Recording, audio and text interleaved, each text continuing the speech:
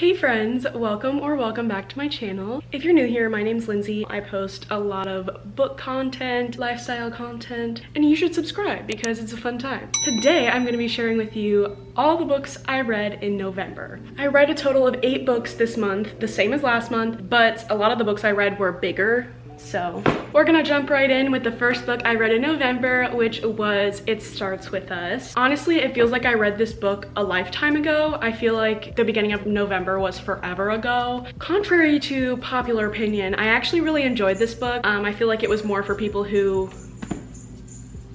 If you hear jingling, it's my cat's collars. Like, just ignore it at this point. I feel like this book was more meant for the Atlas lovers and the ones who just wanted to hear the happy story of Lily and Atlas. That's what this was. And I feel like a lot of people thought it wasn't gonna be that, which I don't exactly know why, because she was never gonna make this book. Everyone just wanted one, so she came up with it. Like, this was never a plan. I gave this 4 stars because it was a solid book. I enjoyed reading it. It was an easy read, fast read, and yeah, I liked it.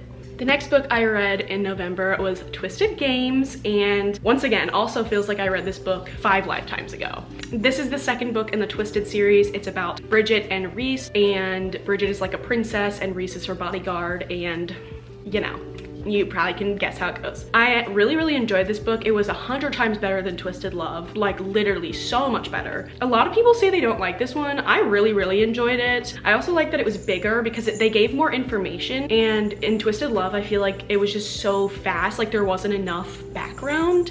I gave Twisted Games a 4 stars because I really liked it. It is really hard for me to give books 5 stars. It has to be absolutely amazing and like a book that I literally can't stop thinking about for you to be 5 stars for me. If you didn't like Twisted Love, I highly recommend giving any of the other books in the series a chance because they're really good. The next book I read was Twisted Hate, which is the 3rd book in the Twisted series, and a lot of people really don't like this one, but I loved this one. This one was also a 4 stars. I really liked it because I feel like a lot of the time the enemies to lovers trope isn't truly enemies, but this one, they are enemies. They hate each other in this one. Like, it's true enemies to lovers, and I love that because in other stories, it's usually just small banter and then all of a sudden they love each other, you know? Like, they never are truly enemies. I really enjoyed the character development, and I don't know why a lot of people don't like it. I think they just don't care about Josh and Jules, which I didn't really either. I wasn't super excited for this book, but it surprised me and I really liked it, so. And then the next book I read was, can you guess? Twisted Lies. Are we surprised? No, I finished the Twisted series. If you follow me on Instagram, you already know that. And you already know the ratings that I gave the books.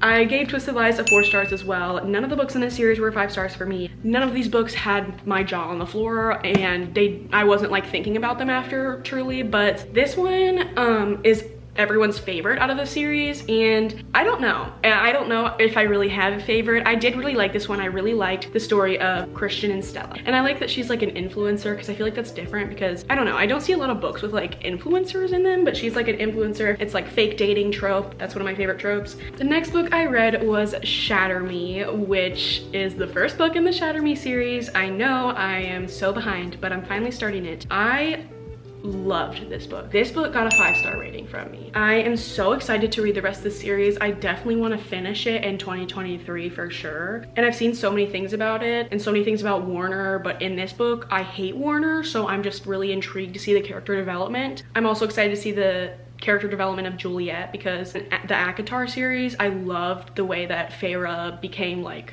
an independent, strong woman over time, and I feel like the same thing definitely happens with Juliet in this book, but this was a 5 stars. I think about this book a lot. I just haven't started the other ones yet. And then I read A Court of Silver Flames. I did a reading vlog on this, so if you want to see all of my thoughts about it throughout the book, then definitely check that out. It was really fun to film. This is the last book for now in the ACOTAR series, and this is about Cassie and Nesta. I was really nervous about this book because I never really liked Nesta's character, but the way that Sarah J Maas portrayed Nesta's character development in this book was absolutely incredible. It caught me by surprise because I really didn't think I was gonna love this book, and I was scared because, you know, it's almost 800 pages. This was a 5 stars. I have rated 3 of the books in the ACOTAR series of 5 stars. So if that doesn't tell you how much I love it, then I don't know what will. The reason that I was kind of hesitant to start it is because it wasn't about Feyre, who is the narrator for the rest of the books. So I was like, and this one's also in third person, so it's not like from Nesta's point of view. I really enjoyed it, so now I'm excited for the rest of the books that are gonna be in this series. I think there's like 2 more. I'll probably like them, and I'll have to read them to complete my little collection over here. The next book that I read was I'm Glad My Mom Died by Jennette McCurdy. I actually didn't really read this book. I listened to it on Audible. She narrates it herself, so I was I really wanted to read it because I just think that's so cool when the writer narrates their own book, especially when it's like an autobiography type thing like that, like about her life. This book is incredible. I highly recommend it to anyone, especially if you know, watched iCarly when you were younger and like know who Jennette McCurdy is, because it kind of just shows you that like we all thought like she was living her best life like on Nickelodeon and being a childhood star, and she literally was suffering. It's just sushi.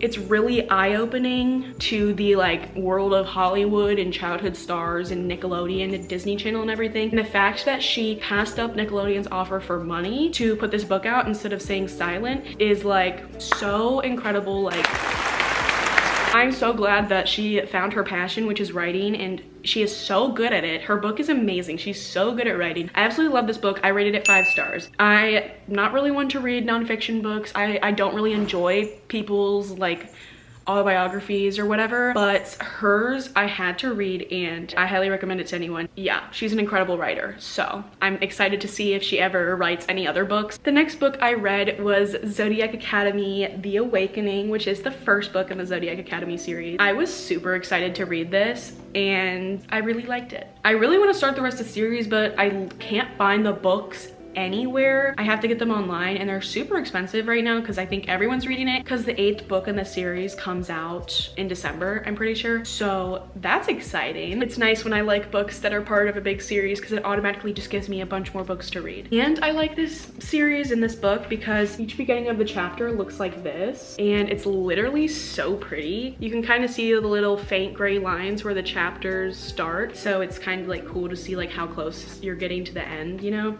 I gave this a 4 stars. I really liked it, and I hope that at least one of the books in the series is a 5 stars for me because I definitely think it has the potential to be a 5 stars. And the final book I read in November was Shadow and Bone. I really like this book.